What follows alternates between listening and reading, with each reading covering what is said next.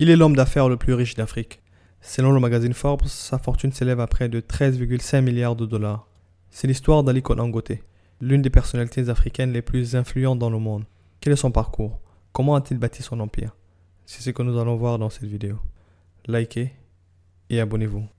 Aliko Dangote est né le 10 avril 1957 à Kano au nord du Nigeria. Il est issu d'une famille de commerçants. Son père, Mohamed Dangote, était un riche exportateur d'arachides. Et son arrière-grand-père, Alassane Nandata, fut à son époque considéré comme l'homme le plus riche d'Afrique de l'Ouest. Son père décède en 1965. Aliko Dangote n'avait que 8 ans. Son grand-père maternel, Sanusi Nandata, le prend alors sous son aile et lui apprend les ficelles du monde des affaires. Son grand-père importait du riz et c'est le fondateur du marché d'Awano de Kano, le plus grand marché aux céréales d'Afrique de l'Ouest. Il faut savoir que Kano, la ville natale d'Aliko Dangote, est un hub commercial pour au moins 8 pays de la région. C'est une ancienne étape caravanière peuplée de plus de 12 millions d'habitants. On y achète et on y vend de tout depuis des siècles. Descendant d'une famille aisée de commerçants et né dans une ville comme Kano, Aliko Dangote était donc dans les conditions qu'il fallait pour devenir l'homme le plus riche d'Afrique. Il a étudié le business à la prestigieuse université Al-Azhar au Caire. Une fois diplômé, à l'âge de 21 ans, il se lance dans les affaires. D'après plusieurs sources, il a reçu un apport de 500 000 naira de son oncle, 3 camions de ciment provenant de son grand-père et un prêt remboursable. Le ciment étant un bien rare et cher à l'époque au Nigeria, son entreprise se développe très rapidement pour devenir Dangote Cement, qui va contrôler plus de 60% des ventes de ciment. Le Nigeria est le plus grand marché d'Afrique avec plus de 20 millions de tonnes. En 1981, Dangote Group est créé pour diversifier ses activités. Il investit alors dans le sucre et l'importation du riz. Quelques années plus tard, lors d'un voyage au Brésil, dans les années 1990, il constate que ce pays n'importe plus ses produits de base, mais les fabrique et exporte même le surplus. À son retour au Nigeria, inspiré par ce modèle industriel brésilien, il se lance dans l'industrie. Son groupe construit une raffinerie de sucre et une usine d'emballage pour les pâtes alimentaires. Outre le ciment, le voilà qui vend du sucre, des pâtes, du riz, de la farine, du sel. Son slogan, Providing your basic needs, satisfaire vos besoins essentiels. Il a en effet le génie de se rendre incontournable, fournissant aux Nigérians des produits dont ils ne peuvent se passer. Sa stratégie est très simple et efficace. Il essaye d'obtenir du pouvoir politique que certaines importations soient freinées ou bloquées, puis il démarre une production locale en visant le monopole. Cela a très bien fonctionné dans les secteurs de l'agroalimentaire et la cimenterie. En juillet 2007, le magazine Forbes publie qu'avec 1,5 milliard de dollars, Oprah Winfrey serait la personne noire la plus riche du monde. Encore peu connue en dehors du Nigeria, Aliko Dangote a pris la parole dans le journal nigérian The Sun pour déclarer qu'il était bien plus riche qu'Oprah Winfrey. En 2013, selon Forbes, son entreprise de ciment est le plus grand producteur de toute l'Afrique.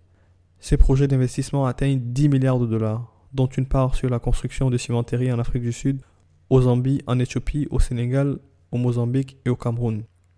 En 2013, avec un conglomérat de banques, l'homme d'affaires a investi dans la construction d'une nouvelle raffinerie de pétrole d'une capacité de 650 000 barils par jour, pour un coût total de 8 milliards de dollars. L'objectif derrière ce projet est de permettre au Nigeria, premier producteur africain de pétrole, de cesser d'importer des produits raffinés. Il faut savoir que Dangote possède également les plus grandes plantations du pays. Il a mis en place une usine de transformation de tomates. L'objectif est de remplacer les importations chinoises et de répliquer ensuite le modèle à d'autres cultures.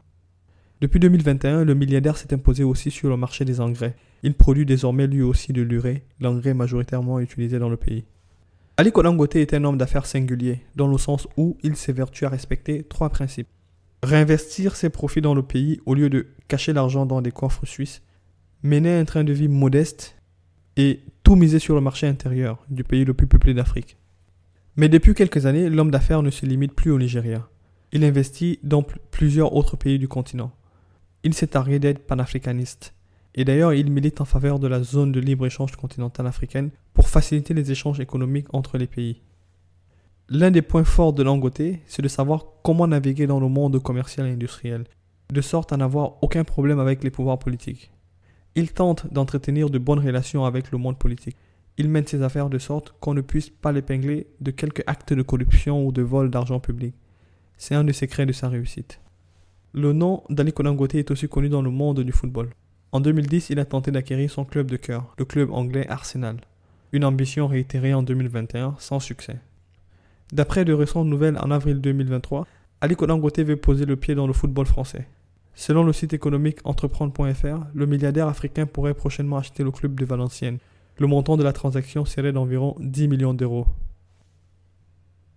2 fois divorcé, Aliko est père de 3 filles et d'un fils adoptif.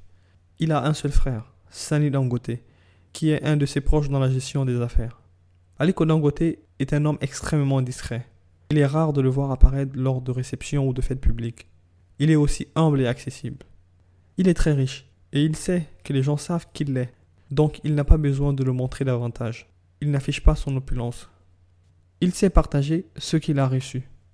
Il a lancé sa propre fondation au début des années 1990 qui travaille activement sur les questions de santé, d'éducation, d'autonomisation des individus et d'aide humanitaire au Nigeria mais aussi à l'échelle de l'Afrique. Sa fondation lui a valu le rapprochement avec Bill Gates, le fondateur de Microsoft. En 2012, ils se sont associés pour financer une campagne de vaccination qui a permis d'éradiquer la polio.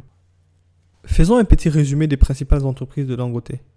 La première entreprise est Dangote Cement dans le domaine du ciment, Dangote Sugar pour le sucre, Dangote Flour Mills pour la farine et les pâtes. Cette entreprise a été revendue en avril 2019 au groupe singapourien Olam.